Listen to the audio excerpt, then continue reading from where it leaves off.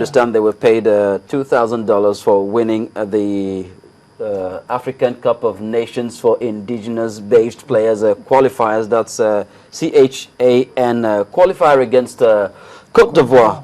Well, of course, maybe we should take a look at some of the results from the weekend's encounter featuring the home-based Eagles. It was a 4-1 victory for Nigeria, hammering the Ivorian Elephants. Well, the Eagles coming out tops on this one.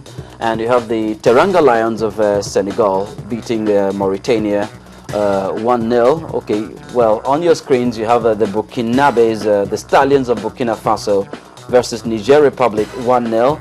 And Senegal, the Teranga Lions defeating Mauritania 1-0. Well, I mean, we're talking about home-based players now, so I am very sure they had a more level playing field this time around. So it's not surprising that the Mauritanians escaped with just a single goal in the net in Senegal.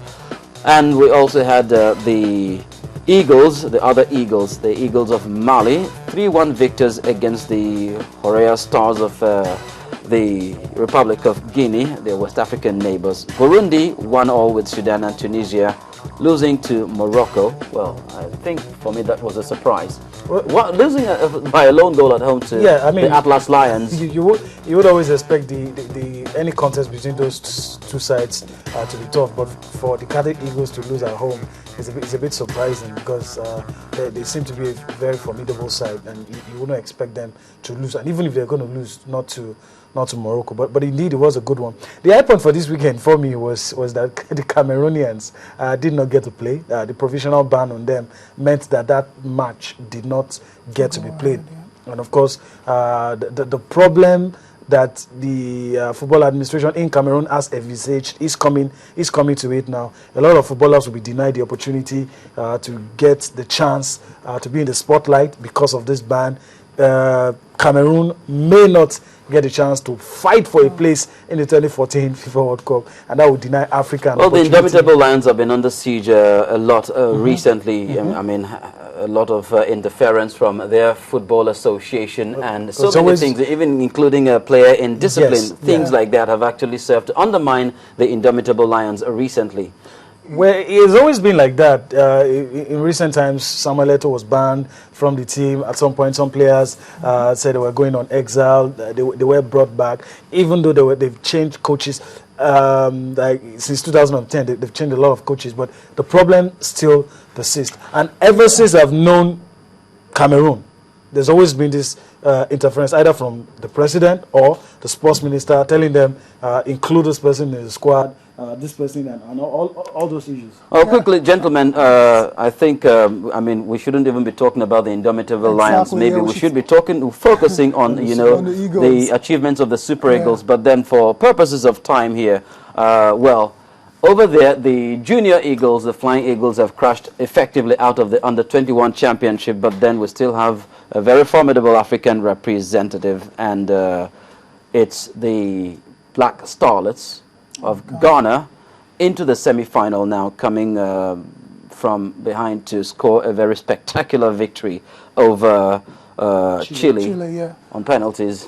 Yeah, I thought the game yesterday was to be one of the best performances I've seen in this competition so far. The Ghanaians showed incredible spirit to come back. They actually went ahead 1-0, then they went behind twice, but they showed incredible spirit to come back. Exactly, and at the end of the day, they actually physically overpowered the Chileans, because if you take a look at the winning goal the Ghanaians scored. What were those defenders doing on the line? I think they were just physically and mentally tired and couldn't respond to that header. Well, quickly, we have the results on our screens there. Iraq playing 3-0 draw with Korea Republic, and then, of course, the Koreans crashed out 5-4 on penalties.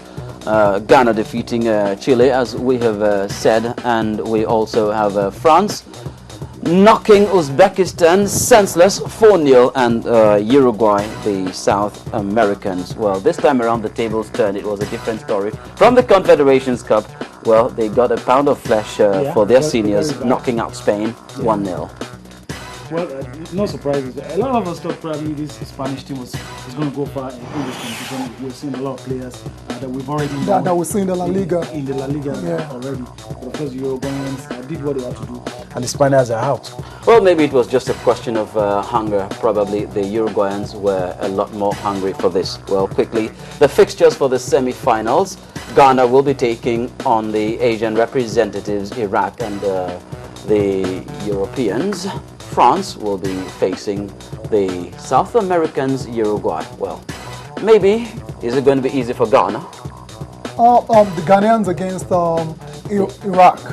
I think that draw is. I think that actually, if they had a chance to choose between France and Uruguay, they would have gone for Iraq. And I think, but the Iraqis are not they're not a very easy side. We shouldn't underestimate them at all because based on reputation alone, this is a team back in 2004 when the semi-finals of the Olympics in Athens. So they actually have what it takes to give the Ghanaians a tough game. And France and Uruguay it's expected to be a cracker. It is. I mean, I don't know. Nothing separates these two sides. For sentimental reasons, I would support France. A United Nations team, a lot of Africans in that team. And if Ghana, for one reason or the other, are not able to pull through the final, I'll shift grounds and support France. Well, Yemi Adebayo spelling out his loyalties this time around. We'll take a break, and when we return, it's the local league that will be in focus. So, meanwhile, enjoy Sunshine Stars versus Warri Wolves, and we'll be right back.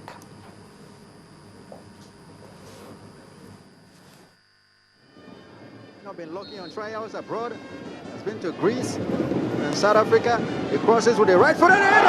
It's the first goal. Fantastic goal.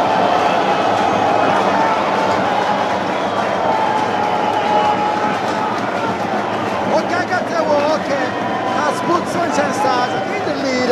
He rose very high off that very good corner kick from John Nam. What a header it was. Beauty of a goal. And when a match is in this situation, only beauty of a goal like this can settle it. Well, the home fans are on their feet. They've been expecting that. Just watch it. I think Warri Wolves just switched off at a very wrong time, and they were meant to pay. By in fact, 3 players could have scored there. Eventually, it was Okagotewo Oke who powered his header in behind the reach of Okebuto. There was nothing he could do about that. Very well taken goal, and it's really been coming because in this second half, Warri Wolves have not been effective as an attacking side. And so it is. That very good goal from Oke has given Sunshine Stars 1 and Warri Wolves 0. I've been talking about the second goal. Ihejeme stretched out his leg, couldn't get to it. The fans were hyped by that one, really. But here comes Warri Wolves. Corner kick.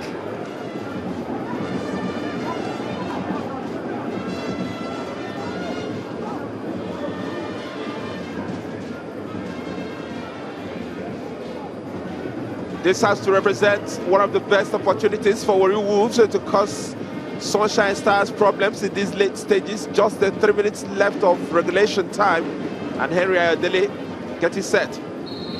Players in the box, and the corner kick comes, a left-footed one, and the goal! Very good goal! Ike, thank God, has level scores here. You can see the surprise on the face of Ayodele, the goalkeeper, who couldn't move, who couldn't stop that ball. This coach is a happy man. It 1-1 and game on. This is an absolute shock as far as Sunshine Stars are concerned. Nobody picked up the run of Ike, thank God. He simply ran from outside the box and planted his header into the far corner. No chance for him. Well, action from the Nigerian Premier League, and that was week 21. Well, one of the matches from the weekend's action. It was Sunshine Stars versus Warri Wolves, and it ended a goal apiece. Well, gentlemen, when it comes to the Nigerian League, it's a different kettle of fish altogether. I wonder how much they make at the gates every weekend. Well, you see a lot of empty stands, and but then again, you still have some teams that are well supported. Kano Pillars, For instance, anytime they're playing, stadiums packed full. Warri Wolves as well, a team that has good number of followers. And of course, the fact that we have television coverage for some of these matches, many of these matches, I think it's also a plus for the league.